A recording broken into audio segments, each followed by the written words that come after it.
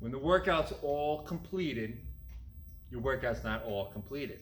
We need to cool down. We need to stretch the muscles. We got them all tight. Now we need to relax them. Now this cool down flow can be done immediately after the workout or before bed, depending on time. And in fact, I love it before bed too, because just relax the whole body and gets the muscles loose, and it alleviates anxiety and stress in your head too. Because we're going to do two things. All right, we're going to do some yoga poses, but we're also going to do some deep breathing.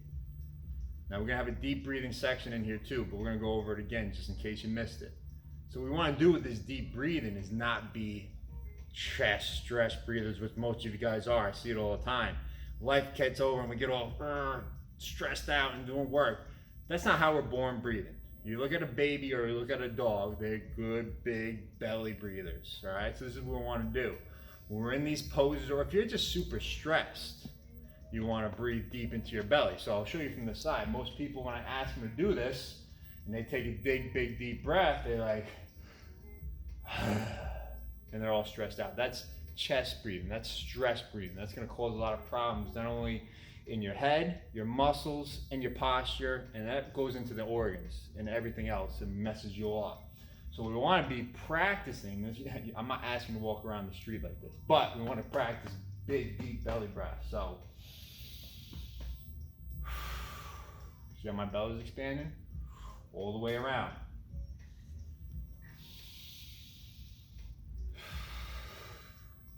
So what we're going to do is get into these poses. No matter how you stretch, you want to breathe deep into it. And in fact, the breathing might be the most important part of this.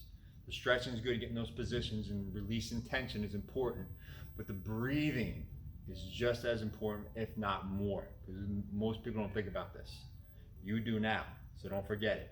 So some of these yoga moves we're going to do, we're going to start with the downward dog, but we're going to start by pedaling the dog. All right, so what we're going to do is get down, make ourselves like a little upside down V or whatever you want to call it. Then we're going to pedal, exhale, pedal, exhale. We're going to do about 5 of those. Take your time with it. I don't want to see this. That's not really getting anything accomplished. Here, exhale. And then after you're done pedaling, we're going to just push back. Maybe push your hands back a little bit. Tuck your head a little bit more through your arms.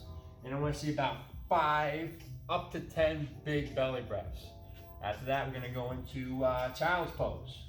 Sit on our butt, or sit our butt to our heels. Stretch out our arms. And then we should be breathing so deep that our back rises.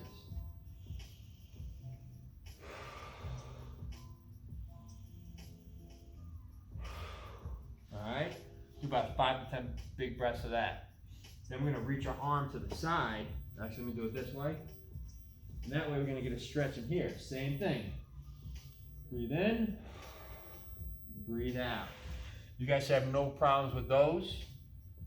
This one, Pigeon, depending on what you have for flexibility right now, we might need to modify, but I'm going to show you this. So we're going to bring our knee up by our elbow, and we're going to stretch out this back leg. And then we're just going to breathe deep into here. And let it sink. Let it sink. All right. So you might have to be here, but we want to get this leg in here, and we're going to feel a stretch right there. And there's other things you can do. You can sit on, we can even do this on the floor. You can sit on, picture yourself sitting on a chair. You can just kind of lean forward, or you can just bring up like this. Breathe in, breathe out.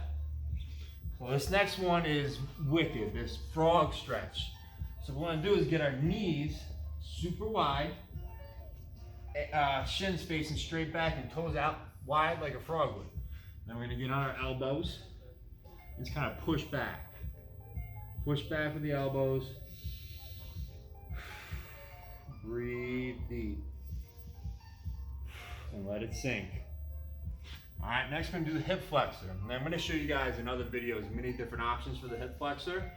But just to keep it simple, we're going to be on one knee and one foot up. Now whatever knee's down, we're going to try to touch the ceiling. Try to touch it, touch it, touch it. Exhale. And then repeat. Try to touch, touch, touch.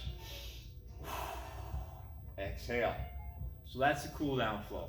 Going through those motions and breathing deep through them is going to do a lot more for you than you think.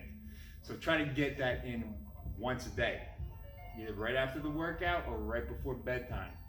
I think before bedtime might be the best time at times because it's going to help settle you down for a good night's sleep, kind of melt away that stress, melt away that tension in the body, because that is just as important as lifting the weights and getting stronger as getting to that relaxation state so you can get to another workout and perform well and not be a miserable person, right? Two good things.